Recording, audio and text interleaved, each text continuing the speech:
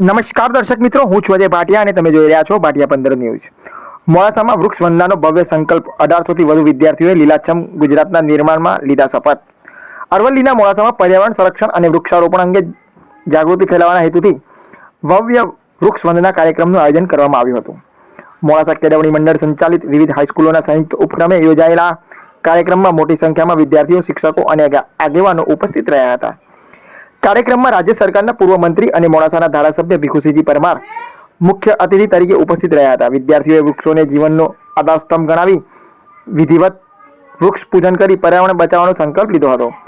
એક પેડ માં કે નામ અભિયાનને વધુ વેગ આપવા યોજાયેલા આ કાર્યક્રમમાં 1800થી વધુ વિદ્યાર્થીઓને વૃક્ષોના રોપાનું વિતરણ કરવામાં આવ્યું હતું। વિદ્યાર્થીઓને પોતાના ઘરે વૃક્ષ વાવી તેની નિયમિત સંભાળ રાખવા અને કુદરતી સંપત્તિના જતનમાં સહભાગી બનવા અપીલ કરવામાં આવી હતી।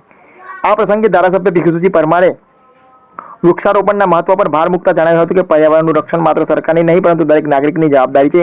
દરેક વ્યક્તિએ જીવનમાં ઓછામાં ઓછું એક વૃક્ષ વાવીને તેનું જતન કરવું જોઈએ। મોડાસામાં યોજાયેલા વૃક્ષ વંદના કાર્યક્રમ દ્વારા વિદ્યાર્થીઓમાં કુદરત પ્રત્યે પ્રેમ, પર્યાવરણ પ્રત્યે જાગૃતિ અને હરિયાણા ભવિષ્યના નિર્માણનો સંદેશ આપવામાં આવ્યો હતો। જોતા રહો અજય એ ભાટિયા સાથે, ભાટિયા 15 ન્યૂઝ, અરવલ્લી, મોડાસા।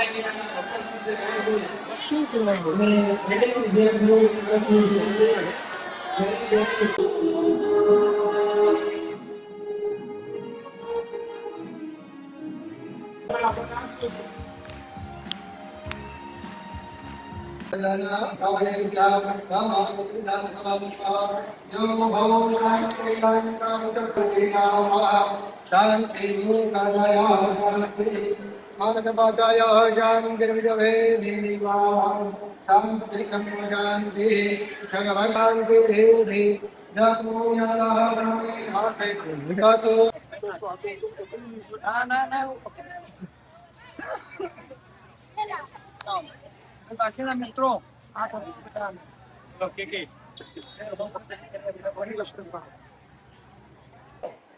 મોડાસા કેળવણી મંડળ દ્વારા આયોજિત વૃક્ષારોપણના કાર્યક્રમમાં વિવિધ સ્કૂલોના આચાર્યશ્રીઓ દ્વારા આ કાર્યક્રમ થયો છે।